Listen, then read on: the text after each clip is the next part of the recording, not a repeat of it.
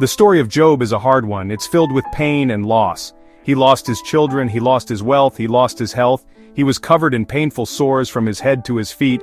He sat in ashes, scraping his skin with a piece of broken pottery. Can you imagine this scene? The smell of sickness, the feeling of utter despair. It was in this dark moment that his wife came to him. She saw his suffering. She felt the weight of their shared tragedy. And out of her own broken heart she spoke words that must have felt like another blow. "Are you still maintaining your integrity?" she asked. "Curse God and die." Imagine the sting of those words. They did not come from an enemy. They did not come from a stranger passing by. They came from the person who knew him best, the one who had built a life with him, the one who had shared his joys and now shared his sorrows. Her words were not meant to comfort. They were meant to release him from his pain, but through a path of despair. This is a unique kind of hurt, isn't it? When the person you expect to stand with you, to hold you up, instead suggests you let go of everything you believe in. It adds a layer of loneliness to an already unbearable situation. Job was not just physically afflicted, he was emotionally isolated. Job's response is quiet but powerful. He does not lash out in anger. He does not return her bitter words with his own. Instead, he gently corrects her. "You are talking like a foolish woman," he says. He does not call her a fool, but he points out that her words are foolish. He reminds her of a simple, profound truth they had lived by for years. Shall we accept good from God and not trouble? He asks a question that recenters the entire conversation. It's a question that anchors him back to his faith, even as the storm rages around him. He acknowledges the pain but refuses to let it erase the memory of God's goodness. This moment teaches us so much about enduring hardship. It shows that even in our deepest pain we have a choice. We can choose to listen to the voices that tell us to give up, or we can choose to hold on to the truth that has sustained us. Job's wife was speaking from her own grief, her own shattered hope. But Job, in his agony, chose to see a bigger picture.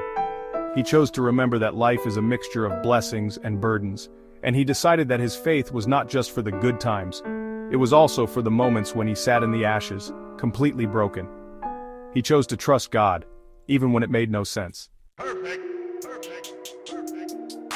Job's wife is more than just a character in an ancient story. She is a symbol. She represents a voice that we all hear when life falls apart. It is the voice of despair. It is the whisper that says, "It's too much. You can't handle this. Just give up." This voice can come from anywhere. Sometimes it comes from well-meaning friends or family who cannot bear to see us suffer. They see our pain, and they want it to end. So they offer the quickest solution they can think of, even if it means abandoning our principles or our faith. They tell us to take the easy way out. Think about the times you have faced a great trial, a difficult diagnosis, a financial crisis, a broken relationship. In those moments, did you hear that voice? The one that encouraged you to walk away from your commitments? The one that suggested your beliefs were no longer practical? This voice sounds so reasonable in the middle of a storm. It points to all the evidence of your suffering and says, "See, it's not working. Your faith isn't helping. Your hope is pointless." It tries to convince you that the most logical thing to do is to let go and let the waves of hopelessness wash over you. It is a tempting offer when you are tired of fighting. This voice of despair doesn't always sound angry or bitter. Sometimes it sounds like pragmatic advice. Be realistic, it says. Stop holding on to false hope. People around us, seeing our struggle, might offer counsel that sounds wise but is empty of faith. They might tell you that your values are holding you back. They might suggest that your trust in God is naive in a world that is so harsh. Their intentions may be good. They want to protect you from further disappointment, but their advice can chip away at the very foundation that keeps you standing. It is a subtle poison, wrapped in the packaging of love and concern. Job's story challenges us to identify these voices in our own lives. Who are you listening to when you are at your lowest point? Are their words filling you with strength, or are they draining you of hope? The advice to curse God and die is the ultimate expression of giving up. It is the decision to believe that suffering is the final word. But Job knew better. He knew that his pain was a chapter, not the entire story. He understood that listening to the voice of despair would mean surrendering his soul, and so he chose to turn his ear away from it, even when it came from someone he loved dearly. Job's brief conversation with his wife is a masterclass in discernment.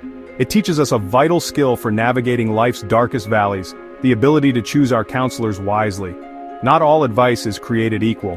Some words build us up, and some words tear us down. Job shows us how to tell the difference. He measured his wife's words against the truth he knew. He had a history with God. He had experienced years of faithfulness and blessing, and he refused to let one season of suffering erase that entire history. His response was a filter. He caught the harmful advice before it could enter his heart. Are you ready to do the same? Are you willing to let go of the things that are holding you back? This doesn't just mean letting go of bad habits, it means letting go of destructive mindsets. It means releasing doubt. It means turning away from hopelessness. It means refusing to listen to the inner critic that tells you you're not strong enough. Letting go of these things is not passive. It is an active choice. It is saying no to the voices, both internal and external, that encourage you to abandon your faith when the road gets rough. It is a declaration that your spirit will not be defined by your circumstances. Think of your mind as a garden. You have to be a careful gardener. You must decide which seeds you will allow to be planted. Will you plant seeds of fear and resentment, or will you plant seeds of trust and perseverance? Job's wife offered him a seed of bitterness. He refused to plant it.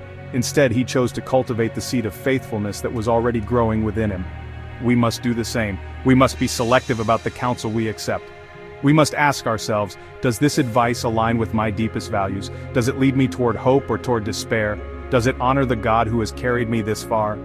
This is a practical, everyday discipline. It happens in conversations with friends. It happens when we consume media. It happens in the quiet moments when we talk to ourselves. We must learn to identify the foolish talk that Job spoke of. It is any word, any thought, any piece of advice that pulls us away from our source of strength. Job's example empowers us. It shows us that we do not have to be victims of our circumstances or of the negative words of others. We can stand firm. We can filter the advice we receive. We can choose to listen only to that which nourishes our soul. In the end, Job's story is a powerful reminder to hold on. It's a call to cling to what has sustained you in the past, especially when the present is painful. What is it that has held you together during other difficult seasons? For Job, it was his unwavering integrity and his foundational belief in a God who was fundamentally good, even when his ways were mysterious. He did not throw away his anchor just because the ship was in a storm. He held on tighter. He knew that his only hope was to stay connected to the very thing his wife was telling him to curse. What a lesson for us. When life gets tough, our first instinct might be to question everything. We might question our faith. We might question our choices. We might question the very beliefs that have been our bedrock. But Job invites us to do the opposite. He invites us to lean into our faith, not away from it. He reminds us that our trust in God was never meant to be a fair-weather friendship. It was forged for the fires. It was designed for the floods. The true test of an anchor is not in calm waters, but in a raging sea. Don't discard the things that have proven true in times of peace. They are the very things you will need in times of trouble. Your faith is not a fragile thing. It is resilient. It has carried you through trials you thought you would never survive. Remember those times. Bring them to mind. Think of the moments when God provided, when He comforted, when He gave you strength to take one more step. Let those memories be your evidence. Let them be your reason to keep believing. Do not let the pain of today erase the faithfulness of yesterday. The God who was with you then is with you now. He has not left you. He is not surprised by your suffering. He is waiting for you to trust Him in it. So hold fast. When the voices around you tell you to give up, listen for the quieter voice that tells you to hold on. When your own heart is tempted by despair, reminded of the hope that does not disappoint. Like Job, you can choose your response.